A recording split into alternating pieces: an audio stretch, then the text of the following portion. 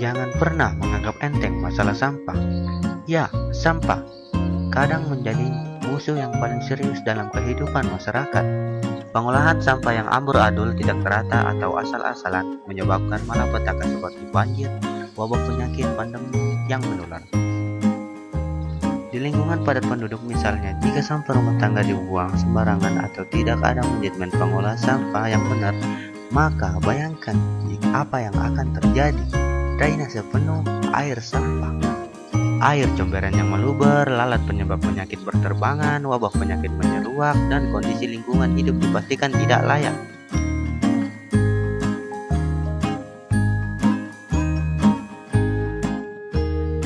Seperti yang kita tahu bahwa sampah dibedakan menjadi dua, yaitu sampah organik dan sampah anorganik. Sampah organik adalah sampah yang terdiri dari rumput, buah-buahan, dan sampai bangkai binatang. Sedangkan contoh sampah anorganik adalah kaleng, botol air mineral, dan juga kardus.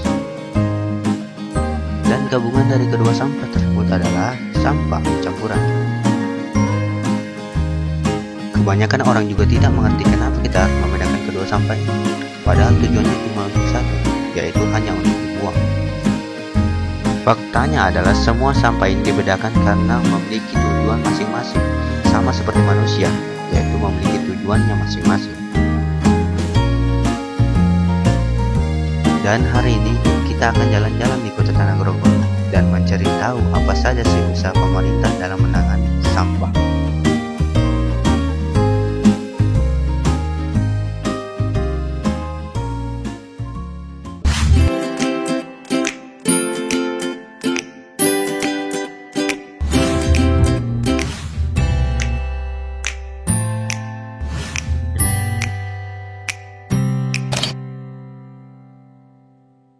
Sampah, apa yang ada di pikiran kalian ketika kalian mendengar kata sampah? Tapi ada cara dalam menanggulangi sampah, yaitu dengan cara 3R. Tapi apa yang dimaksud dengan 3R? 3R adalah singkatan dari reuse, reduce, dan recycle. Reuse adalah penggunaan sampah kembali secara langsung.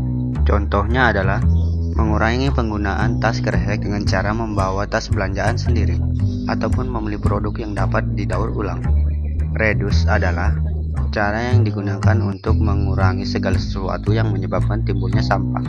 Contohnya adalah menghilangkan sifat boros dan menggunakan barang secara hemat. Dan yang terakhir adalah recycle. Recycle adalah berpartisipasi dalam mendaur ulang kertas, botol plastik, dan juga kaleng.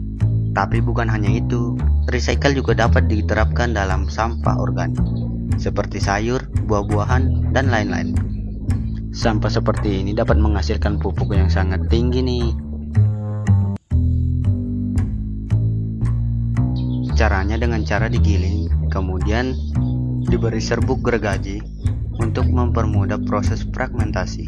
Lalu didiamkan beberapa hari selama proses fragmentasi selesai. Lalu jadilah pupuk organik. Pupuk yang sangat baik karena tidak menggunakan zat kimia. Seperti yang kita tahu, kebanyakan orang menganggap sampah adalah musuh. Tapi sebenarnya sampah juga bisa menjadi teman bagi kita atau menjadi nilai yang ekonomis bagi masyarakat.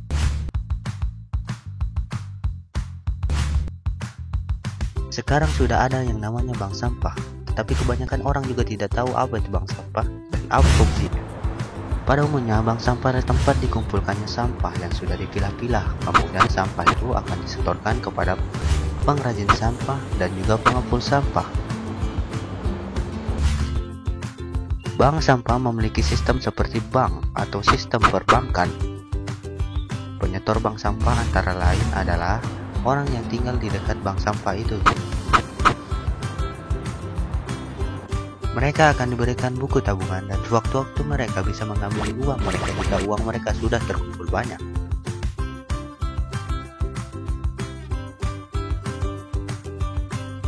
Nah, sekarang ayo kita cari tahu bagaimana latar belakang terbentuknya bank sampah ini dan apa saja fungsinya bagi masyarakat dan manfaatnya.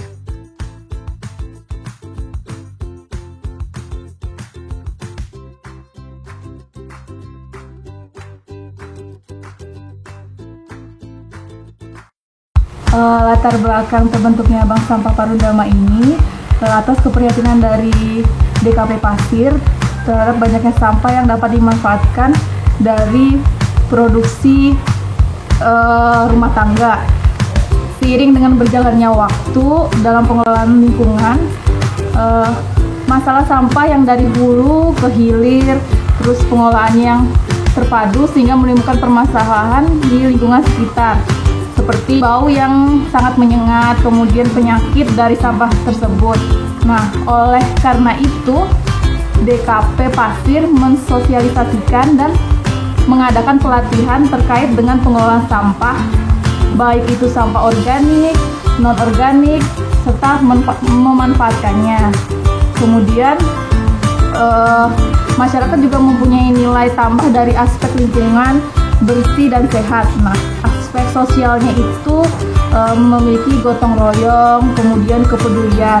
Sedangkan aspek ekonominya itu penambahan pendapatan dengan adanya transaksi sampah anorganik tersebut.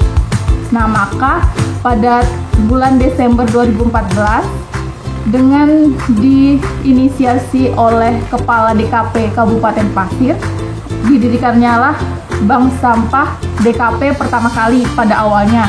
Kemudian selanjutnya terbentuknya Bank Sampah Panundama.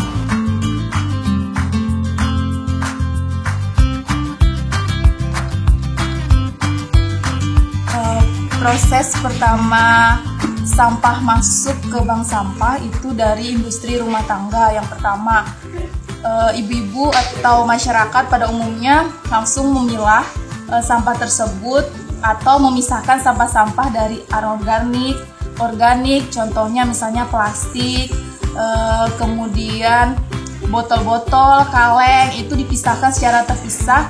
Kemudian masyarakat itu langsung datang ke bank sampah, sampahnya ditimbang. Setelah itu kami membuat administrasi berupa nota, kemudian memasukkannya ke dalam buku tabungan, kemudian kami mencatatnya. Mereka bisa menukarkan sampah dengan bahan-bahan sembako yang telah kami sediakan, sehingga memudahkan masyarakat untuk membeli barang tetapi dengan berupa sampah, sehingga menghasilkan nilai ekonomis atau menghasilkan nilai yang lebih tinggi. Selain itu, misalnya plastik sampah seperti minyak bimoli itu bisa digunakan untuk membuat tas, kemudian membuat tempat tisu, kemudian membuat sendal dari plastik, bermacam-macam, sehingga meningkatkan nilai yang lebih tinggi. Jadi setelah mengetahui latar belakang berdirinya bank sampah dan juga mengetahui bagaimana cara menabung di bank sampah, sekarang ayo kita jalan ke TPA dan mencari tahu apa saja sih pengolahan yang ada di TPA. Ternyata di TPA kita disambut dengan pohon-pohon yang rimbun, dan katanya pupuknya berasal dari sampah, yaitu kompos dari Pasar Senaken. Setiap hari kurang lebih 30 ton sampah masuk ke dalam TPA ini. Dan katanya sampahnya juga bukan berasal dari Grogot saja, ada juga dari Longikis, Longkali, Belengkong, Kuaro, seperti yang dikatakan oleh Mas Firman ini. Ini semua sampah dari kota Tanah Grogot. Sentroid sampah itu pusat sampah terbanyak Tanah Grogot. Kita juga melayani sekitarnya seperti Belengkong, kita layani juga. Kuaro masuk sini juga. Longikis juga masuk sini, Longikis Longkali, tapi khusus Longikis Longkali itu cuman di pusat pertokoan, pasar, pusat pertokoan di sana, itu yang kita layani di sini. Jadi selain diolah menjadi pupuk, sampah juga bisa diolah menjadi barang lain nih, yaitu gas metan. Gas metan adalah gas yang dapat dijadikan bahan bakar, pengganti gas LPG dan pengganti bensin.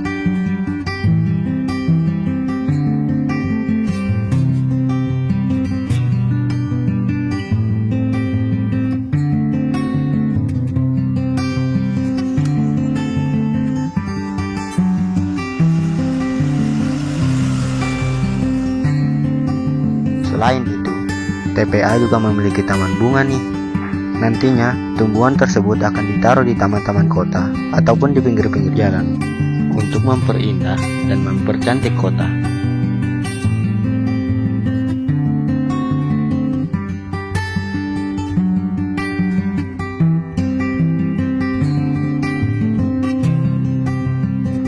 Jenisnya pun juga bermacam-macam nih. Ada bunga sokaping, ada pohon kupu-kupu, ada pohon angsana, dan lain-lain. Pokoknya banyak. Dan yang lebih kerennya lagi, mereka menggunakan pupuk sampah. Pupuknya ini dari ambil pupuk kandang gitu. Ada juga sebagian dari kompos pasar Senakin yang diolah di belakang sana itu dari sayur-sayur. Pokoknya sampah dari pasar digiling lagi dijadikan kompos. Di sana nanti difermentasi lagi.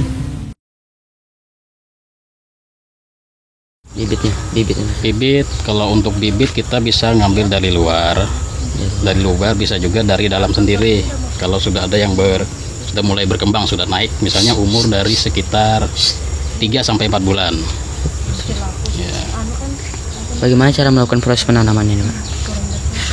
Proses penanaman kita menggunakan media yang melakukan media tanamnya itu jenis perlakuannya seperti untuk medianya ini jenis tanah, sekam, kompos, bisa juga pupuk kandang. Nah, untuk sementara ini kita menggunakan kompos dan pupuk kandang dengan takaran masing-masing polybag 15x15 ya, ukuran segitulah. Jadi, kita seringkali menganggap sampah adalah benda yang sangat menjijikan, menjadi tempat sarang penyakit, penyebab banjir, dan lain-lain. Memang benar sih, tapi jika sampah diolah menjadi barang yang sangat bermanfaat, itu lebih baik. Selain mendapatkan nilai dari aspek sosial dan aspek kepedulian, masyarakat juga dapat memperoleh nilai yang ekonomis. Ya, daripada dibuang begitu saja, lebih baik kita manfaatin.